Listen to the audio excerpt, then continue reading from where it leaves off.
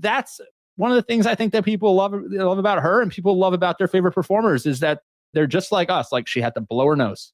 Yeah. She had a runny nose. It's crazy. Like how dare Taylor Swift have to blow her nose? Taylor has snot.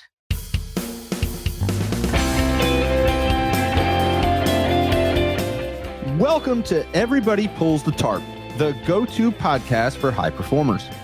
I'm Andrew Moses, and each week I talk with Olympians, pro athletes, TV stars, Grammy winners, best-selling authors, CEOs, and other high performers to uncover their success secrets.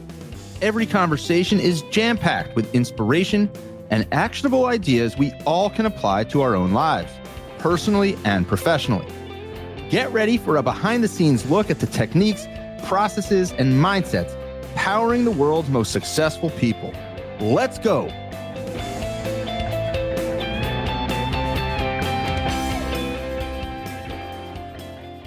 This week, I'm joined by two guests, country music artists Casi Joy and Madelyn Rose.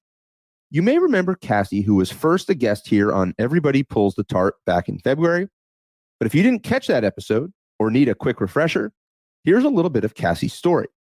In 2017, Casi took NBC's The Voice by storm with a 4-chair turn during her blind audition, and Rolling Stone called it one of The Voice's top 10 blind auditions of all time.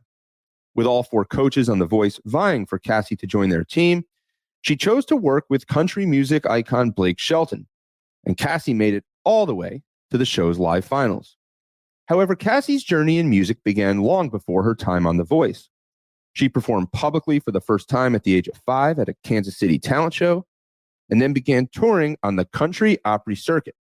Casi was signed by Radio Disney at the age of 14, toured with a rock band in college, and then began chasing her dream of being a country music star. Ultimately, her run on The Voice catapulted her music career to the next level. And after the show, her sophomore EP, The Bright Side, debuted at number 19 on the iTunes country album charts. In our conversation back in February, we explored Casi's journey and the success secrets powering her music career. We covered a wide range of topics, including her creative process, how she overcomes doubt, her biggest lessons from being on The Voice, her tips for chasing ambitious goals, and so much more. Now, in our latest conversation, we get to dive even deeper. And in addition to Casi, you'll hear from Madelyn Rose, who is also a songwriter and country music artist. For Madelyn, her musical journey began at the age of 4 years old when her parents bought her a keyboard at a garage sale in upstate New York. Then at 6 years old, she was playing karaoke nights that her father hosted at their home using an old guitar amp.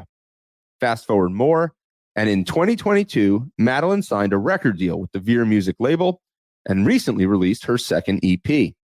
Like Casi, Madelyn is also a compelling and authentic storyteller who captivates audiences with her heartfelt performances and relatability. I thought it would be really fascinating to, at the same time, both dive deeper into Casi's story and explore Madelyn's as well. Casi has been at the craft longer and is a bit further along, but Casi and Madelyn are both rising stars in the country music world. And as you'll hear, in many ways their journeys are similar, but at the same time, they are also different in so many ways as well. Our conversation is a powerful reminder that there are many different ways to chase a similar dream. You'll hear the three of us explore their careers, creative processes, and so much more, including powerful ideas on creativity, overcoming doubt, breaking through challenges, and the power of authenticity. Because it's a conversation amongst three of us, it's a little different than my typical one-on-one conversations that you hear on Everybody Pulls the Tarp each week. But this conversation is still jam-packed with actionable ideas we all can apply to our own lives, personally and professionally. I hope you take away as much from this one as I have. So let's pull the tarp and get straight to Casi Joy and Madelyn Rose. Where I want to begin, I actually want to go back to something that Casi told me when she and I first talked on the podcast in February. She told me a story, about being 5 years old and getting her start. Her first time performing publicly was at a Kansas City talent show. And I asked her about that experience and what she remembers most. And she said that she remembered at that time, at 5 years old, she just thought a career in the music industry was going to be easy. As she put it, she said, she would listen to herself in her ear and she would hear the music that she would put out and she would say, I'm nailing this, like every time. Okay. And then she would start to, now she kind of reflects and she looks back at videos and her parents kind of laugh and have a giggle about it. So I'm curious. I mean, we know it wasn't at age 5 at a Kansas City talent show, but when you were very young, your parents bought you a piano, a keyboard at a garage sale, and that set you a foot on your music journey. I'm curious, did you feel the same way looking back? Did you think at that point, hey, music comes easy to me. This is going to be easy. Like, take me back to that moment for you, Madelyn. I never really had that feeling of it was going to be easy. There was a lot of, I'm not going to lie, there was a lot of tears trying to figure out how to record your own album in a bedroom, trying to learn Pro Tools on your own, trying to figure out what's wrong with this and why won't this work. So at that point, it's like once you get over the hurdle of learning everything, that I could start to see some progress.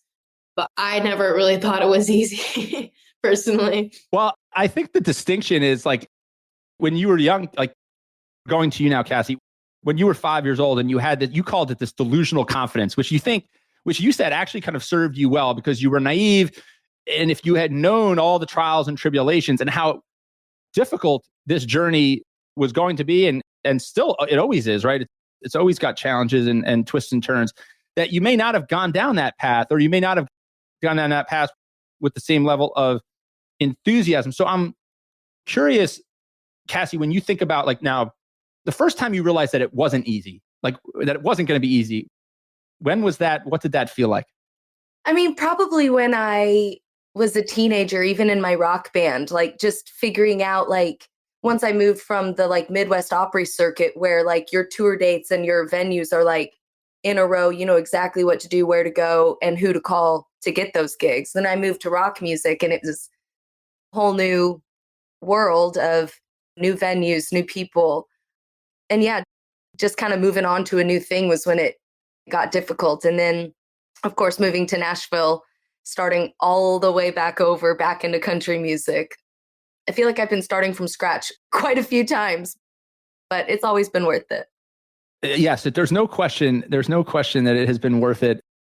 Everybody who loves your music, as do I and my daughters, and is so grateful that you kept at it, Cassie. I'm curious though, like when you think about, Madelyn described those tears and having to break through those tears. Like when you ran into some of that friction, what were some of the things that you did to either reframe the way you were thinking about it or just get through it and overcome those hurdles? I mean, like being in Nashville, just immersing myself in music and music people, I think just keeps you excited and keeps you learning, and like always making sure like you are not the most talented or smartest person in the room, like always being around people that lift you up and like make you want to be better. I think getting complacent and comfortable is when things can get away from you. And then you realize like, oh my gosh, now I'm a little bit far behind because I got comfortable for a little bit. Madelyn, going back to you now, like when you talked about a lot of tears, I mean, like I said, your music journey goes all the way back to you're 4 years old. Your parents bought you a keyboard at a garage sale in upstate New York. You were 6. Your father started hosting karaoke nights at the house with an old guitar amp and a microphone. And that it was kind of your start performing in public for other people. How did you overcome those tears? How did you kind of find the resolve to keep at it? Well, I mean, a lot of it was I was so young and I was in middle school, high school, and a lot of other people don't like that you're being successful or you're trying to do what you love. So there was a good amount of bullying going on. But I just kept thinking about the future. Like, okay, if I get through this, what's my life going to be like in 10 years? Hopefully I'm going to be here. I'm going to be doing this. I'm going to be on tour. And so just constantly thinking about, okay, why am I doing this? What is my outcome? What am I hoping to get out of this? And yeah, I mean, having my end goal in mind always helped. I want to get Cassie's thoughts on what you just said there, Madelyn. But first, like why do you think people, first off, like, why are people so cruel? And what do you think the root of people having this resentment, or you called it bullying, like bullying you because you had a dream and you were going about your life a certain way? Like, why do you think people found it so worthy of their criticism and bullying? I was getting a lot of attention from my hometown, and I was 14 performing on Main Street, and I think it was more of an attention / jealousy kind of thing. But, you live in a small town, everybody knows everybody. And all of a sudden, it just kind of felt like all these people that I've never met knew me, and it really wasn't for a good reason. It was pretty much just teenage girls. I mean, nobody else. All the older supporters were awesome, but it was just really middle school, high school girls that were kind of like, who does she think she is? And that took a good 3 years for me to get over that. Just, it's not easy. Casi, I want to go to you now. I mean, what are some of your thoughts on that? Did you experience similar things when you and your mom, as you called her, your momager at the time, were running around with your Lisa Frank folders and binders, ambitious and enthusiastic about all of this? Were there people, not that just doubted you, but were there people that were like, what is she doing? Like, where there was almost resentment, almost like Madelyn experience, or resentment like Madelyn experience? Yeah, I mean, I feel like people were sometimes confused by it. I mean, like, it's hard for people to fathom that like a 10 to 14-year-old person is like, I know what my dream is and I know what I'm going to do and I'm taking it to the next level and I want to be professional with it. And people are like, what? That's crazy. Like, you could never do that. Because, how many people really do? But yeah, I was lucky. I mean, I got made fun of a few times for some of the outfits my mother would make me wear to the school talent show. And I'm like, Mom, capris aren't in anymore. They're going to make fun of me. But yeah, for the most part, like, I got a lot of really nice support from my hometown in Smithville. Yeah. How did you, I mean, Madelyn, you talked about, it took you a few years, 3 years to really overcome and kind of get over some of that. Like, what do you think were some of the things at the end, like ultimately, not at the end, when you ultimately began to feel more comfortable in your own skin about what you were doing and the dreams you were chasing? What were some of the things that you felt like were most helpful in getting you through that? Well, it all comes out of, I always thought to myself, okay, if someone's, in a way, you're starting a business of yourself. And I always thought to myself, if I was doing this in college, nobody would have a word to say, right? Because people start up their own businesses in college all the time. And now I am in college. This is my first year. I graduated early and everything. Everyone else is still in high school, and I'm like ready to launch right into my career. And so that was kind of a thing of like, now I'm ahead. And a lot of the people that used to bully me are reaching out, asking to hang out and stuff. And that was kind of like a full circle.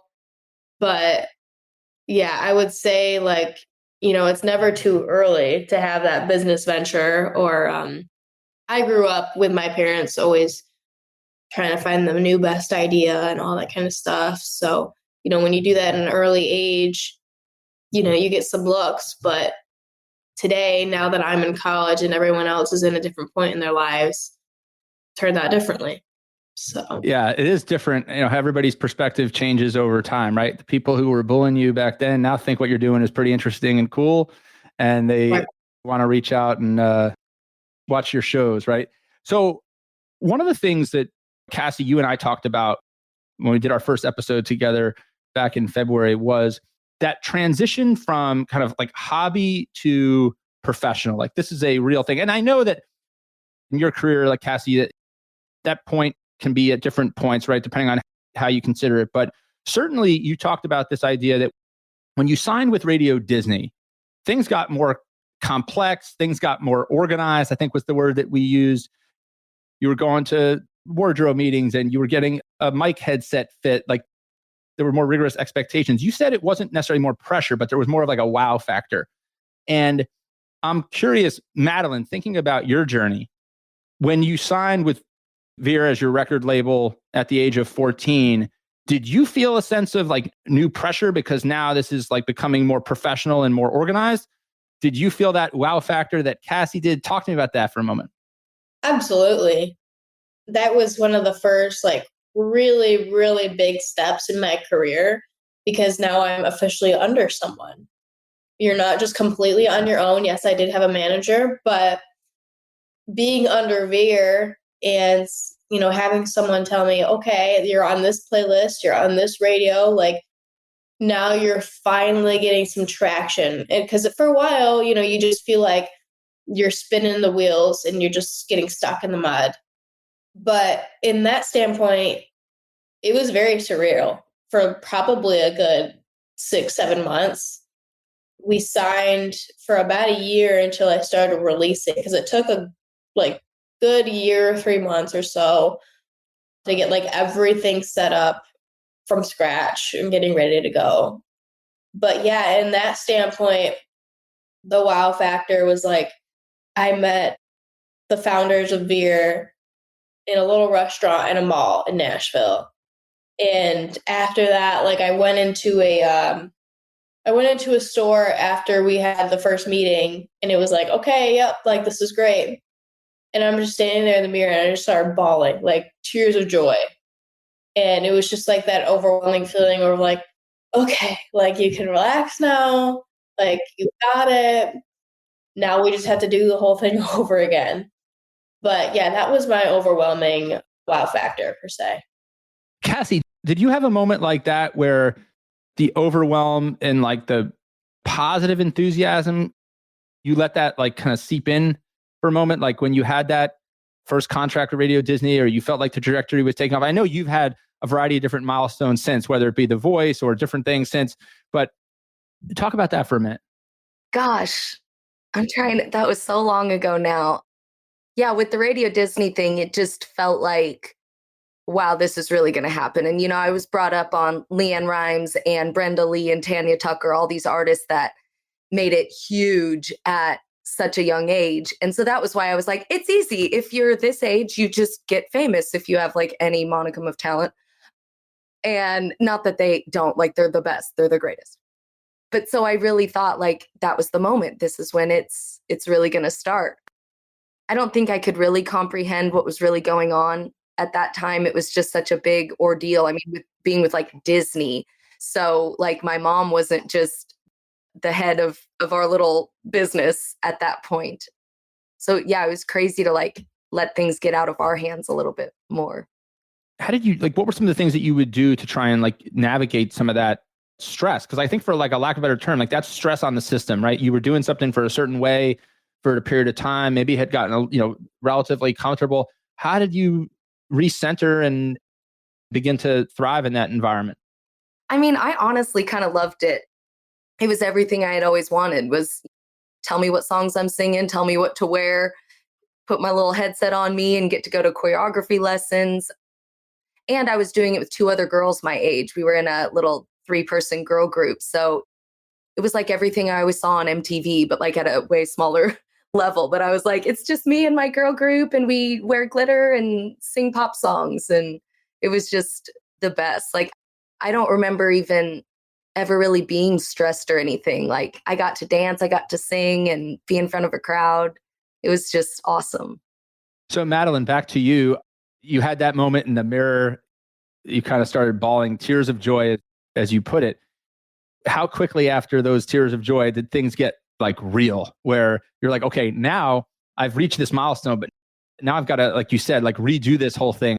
Now I've got to deliver on the commitment that I've made. What was that transitioning from that moment of reflective joy and accomplishment to, having to now really dig in and keep building? Yeah. How long was the gap between, oh my God, this is so exciting, and then, oh my God, I owe them 10 songs in such a short time? Well, we did have everything planned out, but when I was in Nashville, we were in the thick of recording. So the day that I did get signed, we were in the studio. Next day and the day after that.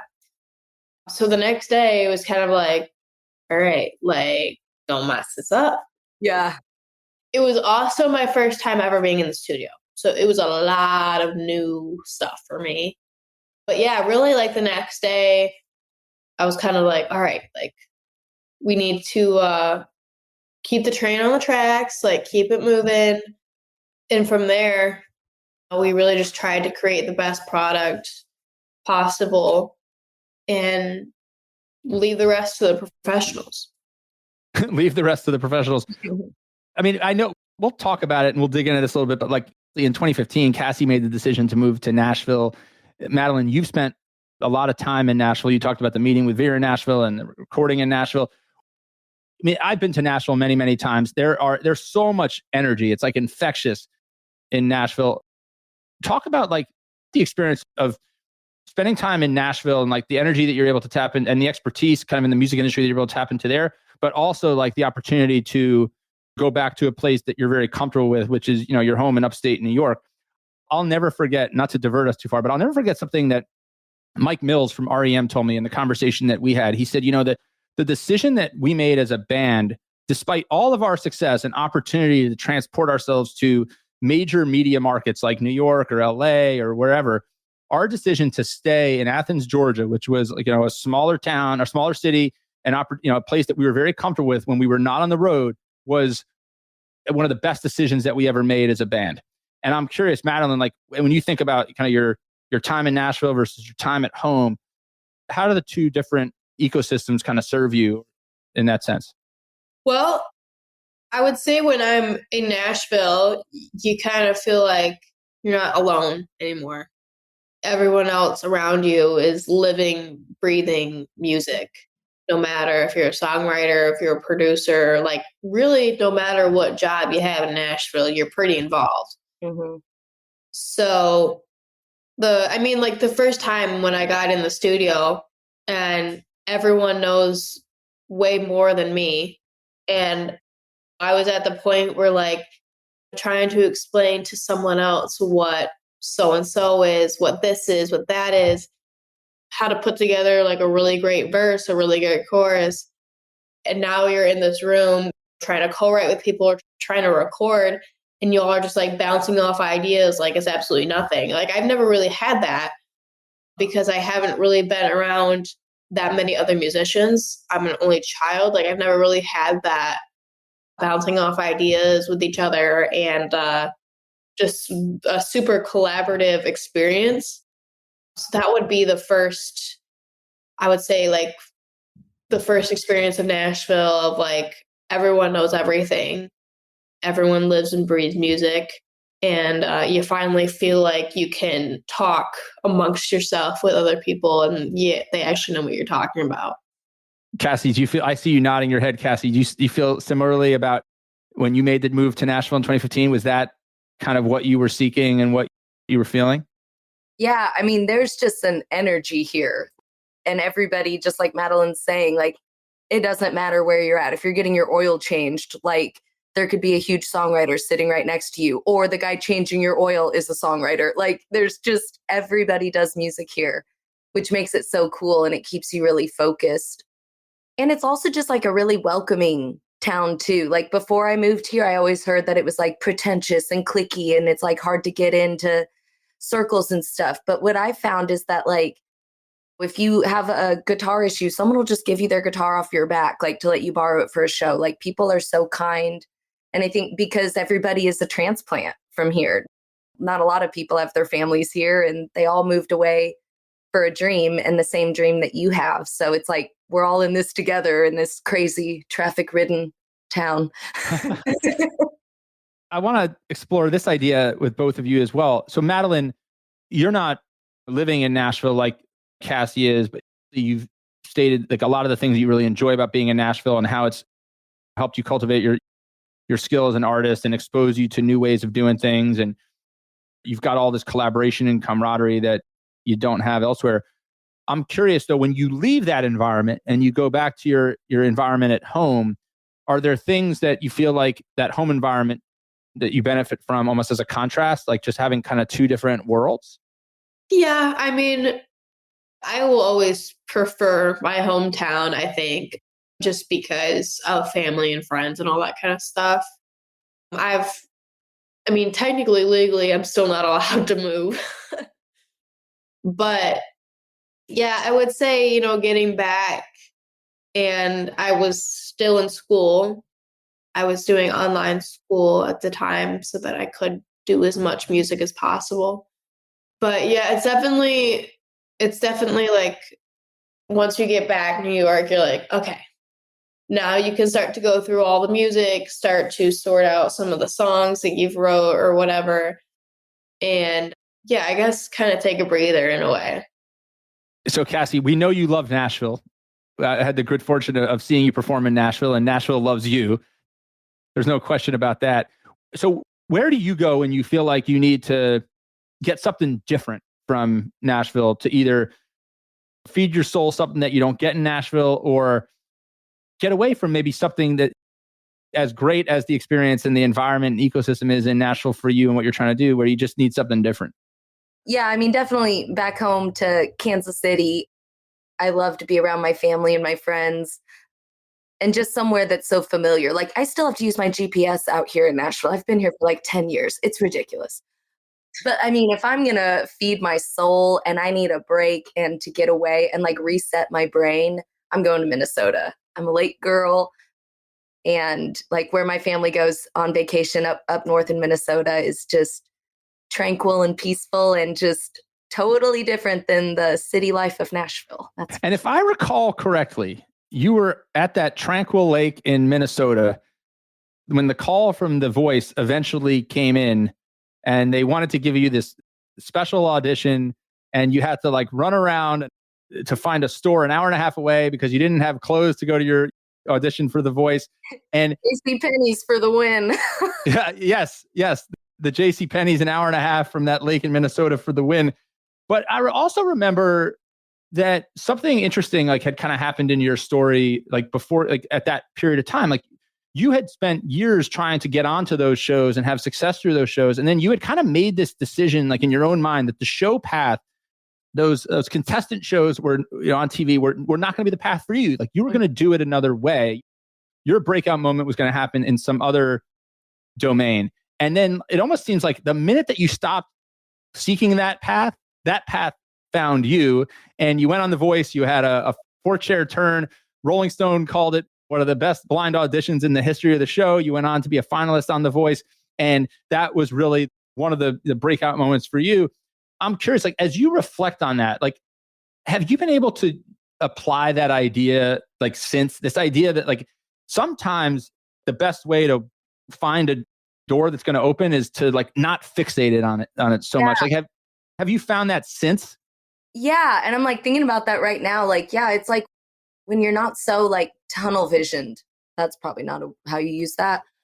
But yeah, like almost like don't unfocus. But I think, yeah, when you just broaden your ideas and like be more open to anything happening instead of like, I'm going to go and try out for every single show, X Factor, American Idol, like that's going to be the way. And like, yeah, when I kind of stopped really just trying to hone in on that one path, that was when it happened. I mean, it's like how videos go viral. It's the ones that you're like, well, that's a piece of crap. Well, I'll post it anyway. And then it pops off and you're like, what? And then the ones that you try so hard on, like totally flop. It's maddening. It's amazing how that happens. And that's why, like, I think one of the through lines that I've seen through, the now 200 and counting conversations with the world's top performers from so many different disciplines is that you just have to, whatever analogy you want to use, like if it's in sports, keep taking shots, on goal, or if it's in music, keep recording, keep performing, take your opportunity to get out there and just make, if you're not trying, like nothing's happening. But if you're too fixated on one thing, it can get very demoralizing if things aren't breaking through the way you expect them.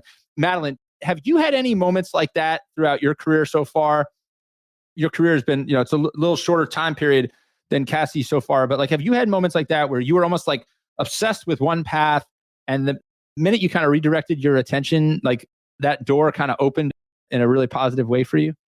I would say probably performing.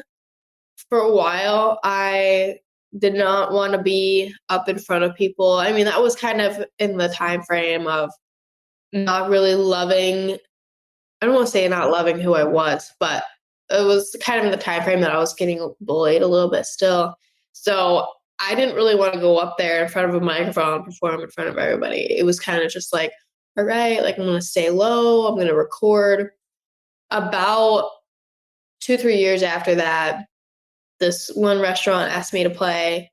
And from there, I kind of just like exploded of like, this was actually last March. I played at this one restaurant, and then we booked like probably 30 more dates there for that year. And then this year, then we kind of like put the whole thing together, and then that kind of came about of like the Finger Lakes tour, and we did like over 100 dates this year. And I would say that was probably my door opener. I'm curious, Cassie, going back to you, like since then, can you recall moments that you've been able to like apply that since then, right? Like are there specific things that like that you've like, I wish I could do this, I wish I could do that, and then have you've been able to kind of harken back to that day when you were trying to get on the shows and the shows weren't working for you, and then you had the breakout moment on the show? Like, are there specific examples of that? I mean, like right now, I think like because of all that, I just kind of try to keep my hands in everything that I can. I mean, whether that's like doing some public speaking or songwriting or producing or singing harmonies on someone else's something, like just any way to meet more people and find like new avenues and new ways to be involved with music while still like releasing music and performing it, like just to keep me alive and excited about just next steps. I mean, you just never know where your path can take you, especially when you're not focused on one specific path. I love that idea of just constantly, keeping at it. One of the other topics I want to talk about is just like big decisions and navigating kind of these pivot point moments in different careers and life journeys. And Cassie, you've had so many. We talked about, 2015, your decision to move to Nashville. Then you and your husband, Brian, had another big decision where he decided to leave his corporate job and essentially come be the jack of all trades, the Swiss Army knife of the Casi Joy business. The lead joy boy. The lead joy boy. As you said, he fixes the tour bus, he gasses up the tour bus and books the shows, manages the shows, different things like that. You guys have made collectively as a couple, and you personally have navigated some like really big and meaningful life decisions. We didn't spend too much time last time talking about like, how do you go through those decisions? Like any decision that you're faced with, Cassie, like what's your process? Like, how do you think about it? I think that's important for us to explore. I mean, yeah, my husband is involved with any decision I ever make. And like, yeah, we just always talk out the pros and cons. And I feel like just really trusting your gut on a lot of those big decisions. There have been a lot of big decisions that I've made where I had a weird feeling the whole time. And now looking back, every time that I've had that weird feeling about a person, it's been right. But sometimes the goal is so bright, the bright, shiny light, the carrot dangling in front of your face is so much brighter than your intuition. And so you hear names getting dropped and stuff. And you're like, okay, I'm going to go chase this light. And yeah, sometimes you just really have to stay grounded and just trust your gut feeling about people and about opportunities. And even when it's going to be for you personally to do a certain opportunity. Madelyn, what about you? Maybe you haven't necessarily made like on the surface, like as big of decisions as Cassie in terms of like picking up and moving to Nashville full time yet. And her husband leaving her corporate job to basically build the Casi Joy music business together. Like, I'm sure there's been some decisions and things that you've navigated throughout. Like, how do you think about that type of stuff? I mean, I couldn't have related more to what she just said, and I'm pretty sure we're talking about some of the same people. But I mean, a lot of times, if whoever I'm working with doesn't get along with my family, it's not really a good sign. Like my dad is my rock, and my dad and I, like with music, like, I mean, he's really the person that I'm like, all right, what do you think about this? What do you think about this? I mean, he's also run 5 businesses since I was 6. And so from that standpoint, when whoever it might be doesn't get along with my family, that's not really a great sign. That's really interesting. I always think about like when I'm trying to think about this, like who you associate with, right? Like who you take on different projects with or different ventures, or who you kind of go to war with, right? I always think about it through the lens of like, I could get along with most people on like good days when things are going well.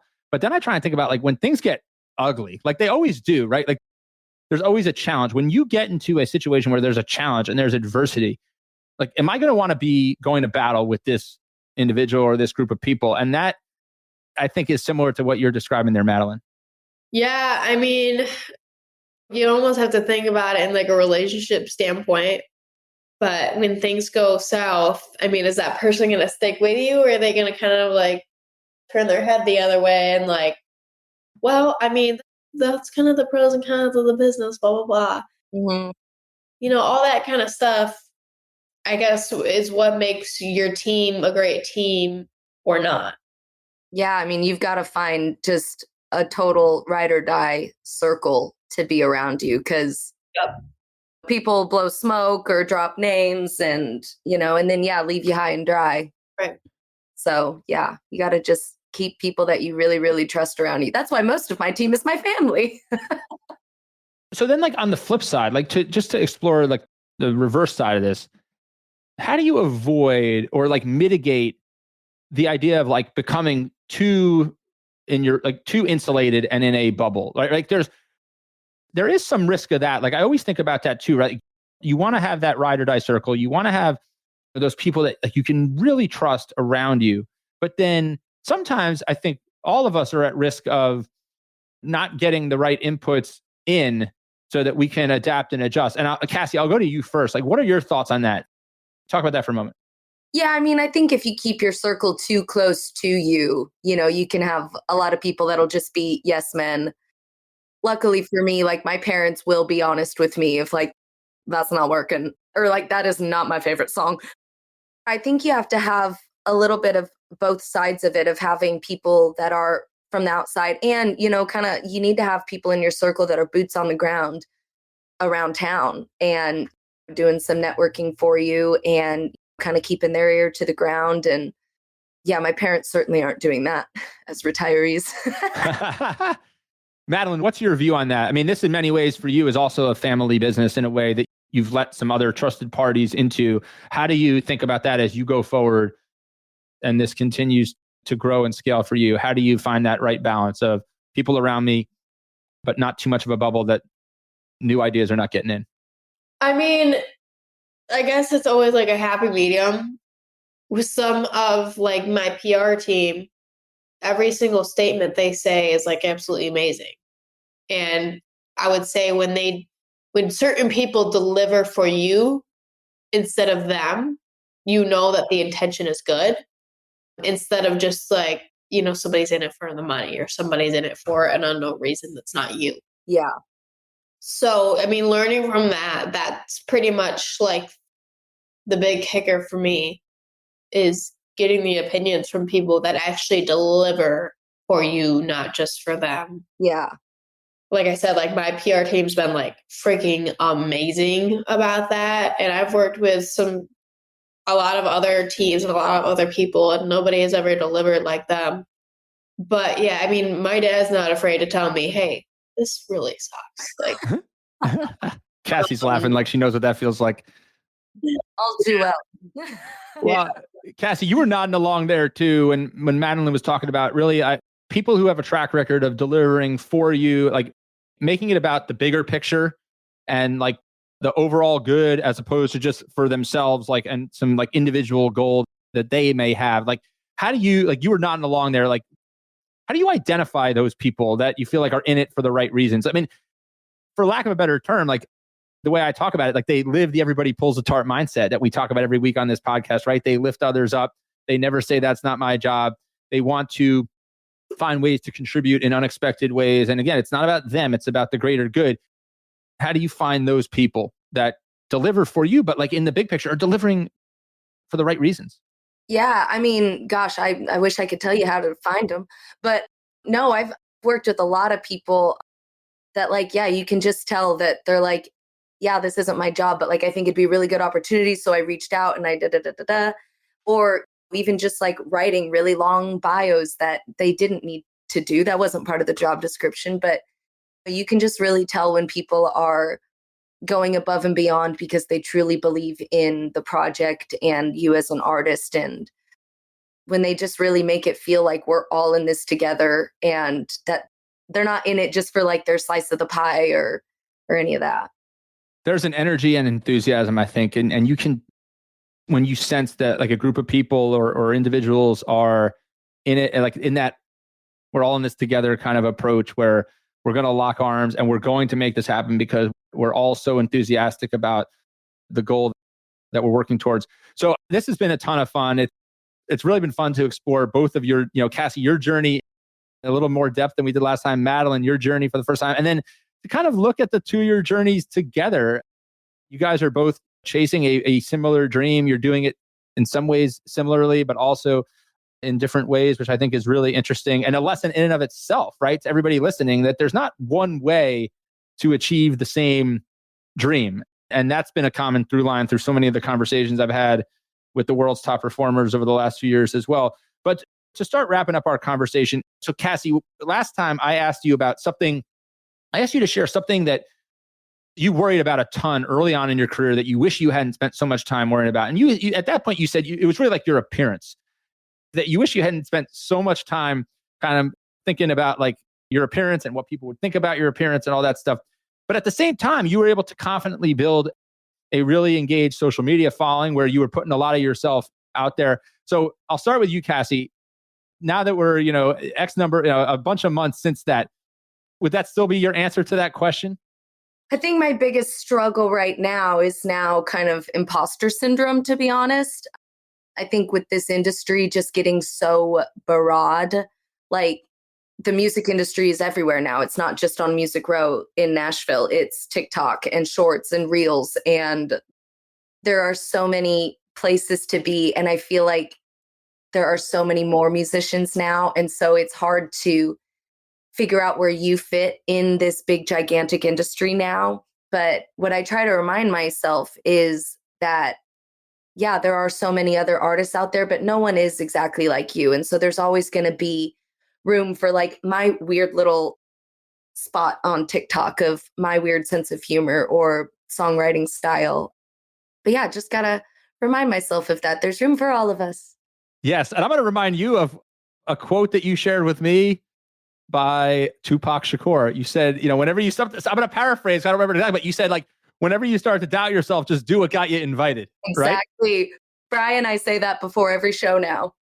Just do what got you invited. So Madelyn, as we get ready to wrap up the conversation, I'll ask you that same question. What's something kind of early on that you worried about, that you spent a lot of time worrying about?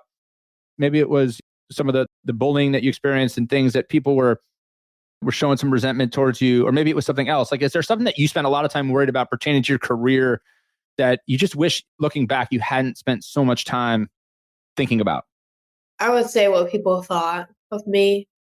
I mean, really, no matter if you're in the music industry or not, you're doing the exact same thing. But it's like you're getting ready to go play and, stupid things like, oh my God, I think my tip jar is too big. Like, are people going to think that I'm greedy? And my mom's like, no, what are you talking about? And then it's like, just all different stuff like that.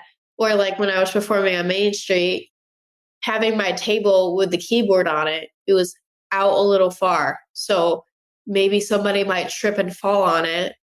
And then it's like, okay, well, if they really can't walk around a table, yikes. Stupid stuff like that. I mean, obviously appearance, being a teenage girl. But I mean, one of the other things that I don't have to do these days was trying to look 14, trying to act 14, but also having to have the business mindset of like a 30-year-old. So like constantly I was being told by like manager, everyone else, oh my God, like don't put her in that shirt. Don't dress her up too much for a photo shoot. Like she needs to look 14 instead of just like letting me be myself, whatever. I mean, today I obviously don't really have to worry about that too much, but the whole age thing was really like kind of a pain in the butt to get around. I've always felt like the age thing was always something that I really wrestled with. For a lot of the early part, maybe the first half or even more of my career, I was often like the youngest person in almost every room. And I felt like at the same time that was an opportunity, but at the same time that was a big challenge. And I didn't always know what to do with it. Like, are they looking for my youth and my exuberance? these fresh ideas, or are they looking for me to be the steady hand and the experienced person in the room? Like, and it's still something I wrestle with because I'm still often the youngest person in many rooms, but it's certainly something that I wrestled with. And I have a great appreciation for what you shared there, Madelyn. Last question for both of you. Biggest area for growth professionally and or musically.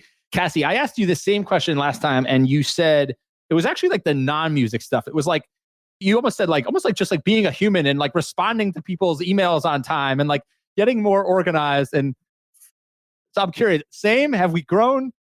Have we improved? What are we working on heading into 2025?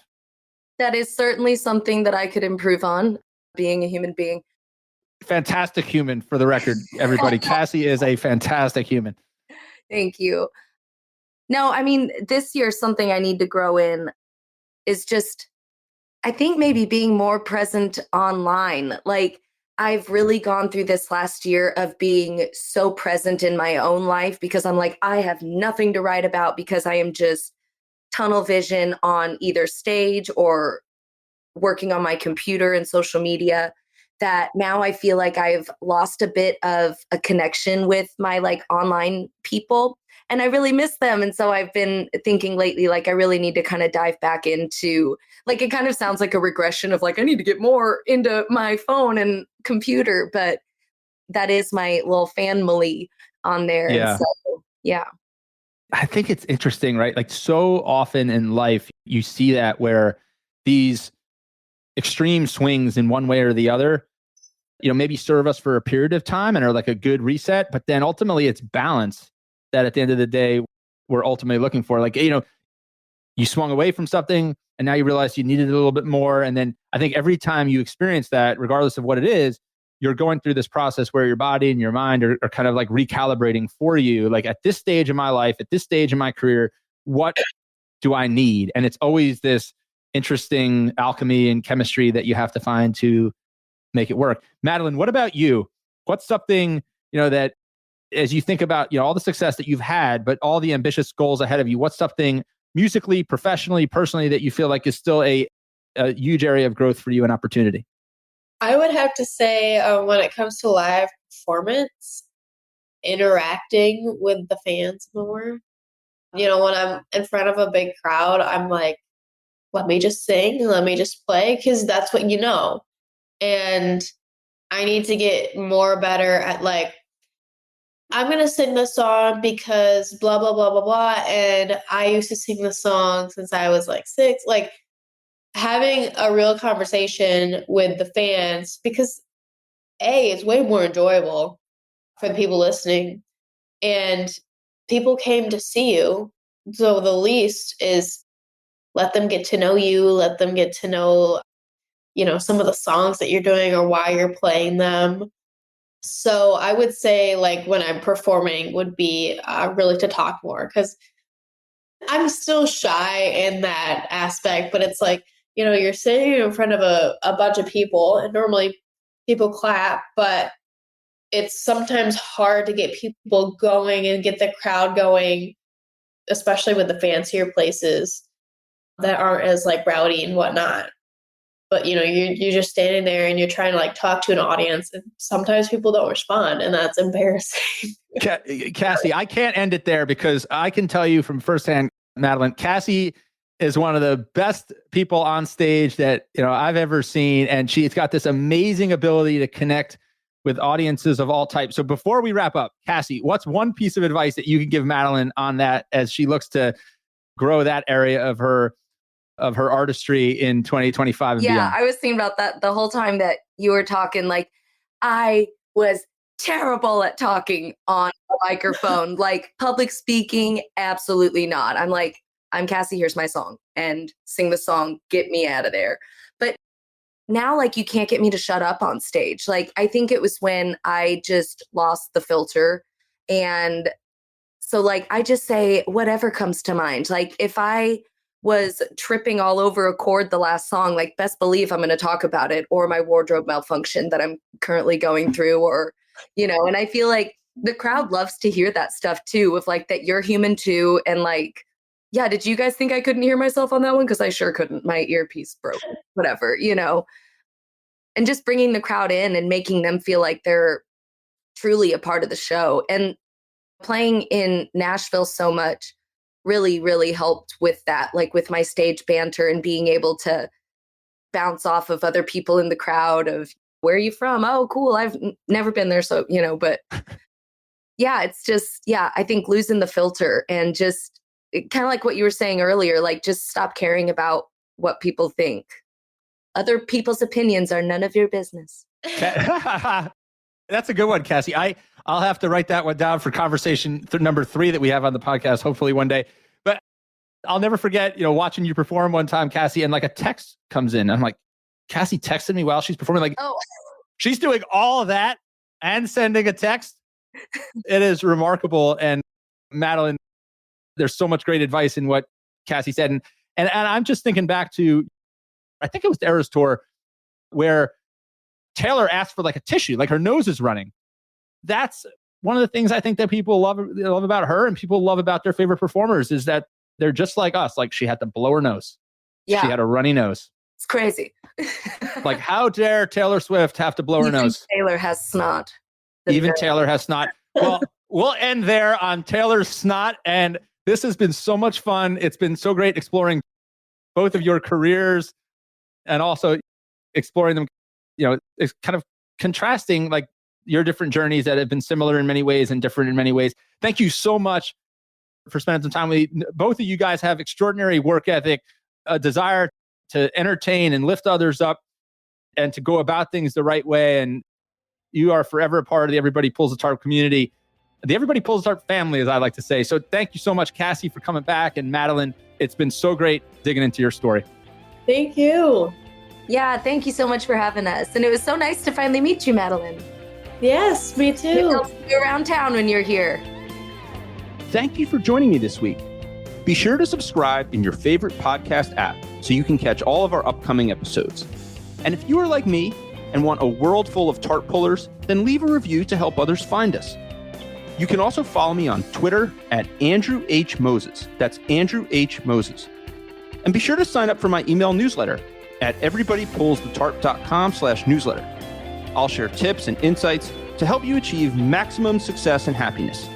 Today is a great day to pull the tarp. I am rooting for you. See you next time.